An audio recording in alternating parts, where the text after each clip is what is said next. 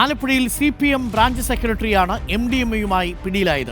Municipal stadium കിഴക്ക് branch secretary J. വിഘ്നേഷാണ് പിടിയിലായത്. വിഘ്നേഷിൽ നിന്ന് MDMAയും 2 സിറിഞ്ചുകളും കണ്ടെത്തി. ഇയാൾ ഉപയോഗത്തിന് പുറമെ വിൽപ്പനയുമുണ്ടെന്നാണ് പോലീസ് പറയുന്നത്. അഞ്ജലി ശ്രീജിതാരാജ് നൽകും കൂടുതൽ വിവരങ്ങൾ. അഞ്ജലി, ഇപ്പോൾ എന്താണ് പോലീസ് നൽകുന്ന വിവരങ്ങൾ? ഇയാളെ പിടികൂടിയ സാഹചര്യം എങ്ങനെയാണ്? അരുൺകുമാർ, ആലപ്പുഴയിൽ നിന്നും CPM ബ്രാഞ്ച് സെക്രട്ടറിയെ തന്നെയാണ് ലഹരി വസ്തുക്കളുമായി ബന്ധപ്പെട്ട കേസിൽ പിടികൂടിയിരിക്കുന്നത്. ഇയാളിൽ നിന്ന് ലഹരി വിൽപ്പന നടത്തിയതിൻ്റെ തുകയാണ് പോലീസ് കണ്ടെടുത്തിട്ടുള്ളത്. CPM മുനിസിപ്പൽ സ്റ്റേഡിയം കിഴക്ക് ബ്രാഞ്ച് സെക്രട്ടറി വിഘ്നേഷ് ജയരാജാണ് പോലീസിൻ്റെ പിടിയിലായിരിക്കുന്നത്.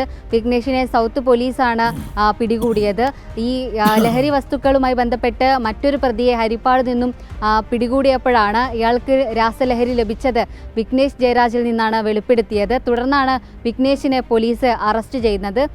ഈ ആലപ്പുഴ EMS സ്റ്റേഡിയത്തിന് മുന്നിൽ നിന്നുമാണ് ബ്രാഞ്ച് സെക്രട്ടറിയെ പോലീസ് പിടികൂടുന്നത്. ആ സമയത്ത് ഇയാളുടെ കയ്യിൽ ഈ ലഹരി വസ്തുക്കൾ വിറ്റ 2500 രൂപയും കൂടാതെ കവറിൽ ഒരു സിറിഞ്ചുമാണ് പോലീസ് കണ്ടെടുത്തത്.